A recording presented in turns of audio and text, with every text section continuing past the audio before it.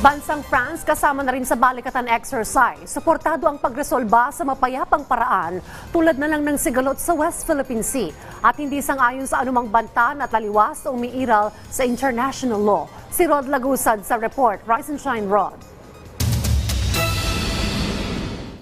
Sa pag-arangkada ng 39th balikatan exercises sa bansa, kasali dito ang Navy ng France. Kilala ang France bilang major producer at operator ng military submarine. Binigyan din ng ambassador ng France sa Indo-Pacific na mahalagang bahagi ng ugnayan ng France at Pilipinas ang security at defense. Kaugnay nito, bahagi ng kanilang estratehiya sa rehiyon ang pagrespeto sa freedom of navigation at flight. The respect of the law of the sea UNCLOS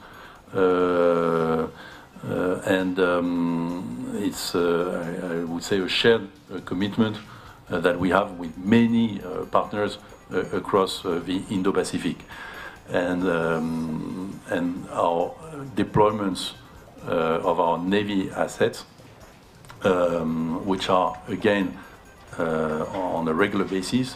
Anya, ang France ay hindi pabor sa anumang banta na taliwas sa umiiral na international law at suportado nila ang pagresolba sa mapayapang paraan tulad na lang ng sigalot sa West Philippine Sea. It is also in that perspective that we have recalled, the decision by the arbitral court on July 2016. Again, we are committed to freedom of navigation in the region, in the South China Sea, and it is a matter of principle. Pagdating naman sa usapin ng pagsali pa sa mga susunod na balikatan exercise ng France, officially we cannot say that it's because we have participated this year that we will participate every year. It's really a yearly basis decision. But of course, you can see the dynamic here. We were observer last year, and now we are participating. This is the first step, natural first step to be taken, to train together, to get to know each other. We are committed in this first phase of Balikatan humanitarian assistance disaster. Kaugnay naman ang pagpapatatag ng relasyon ng dalawang bansa. In the letter of intent that both ministers signed in December, one of the aspect and the commitment that both countries took to start negotiating a VFA. We are right now in the process of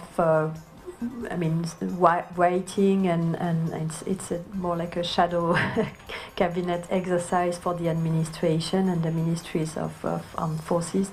Anyang naturang letter of intent ay patunay lang na nais ng dalawang bansa na magkaroon ng pag-usap dito. Nagbukas ito anya ng pinto para sa mas marami pang posibilidad para sa mas malalim na ugnayan ng France at Pilipinas.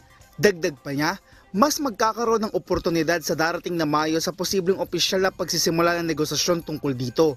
Ito'y dahil sa pagpupulong sa Paris Kaugnayan Defense Cooperation. Bukod sa defense at security, marami pang ibang aspeto nila ang maaring magkaroon ng ugnayan ng dalawang bansa tulad sa energy at food security, health at maging climate change. Rod Lagusad, para sa Pambansang TV sa Bagong Pilipinas.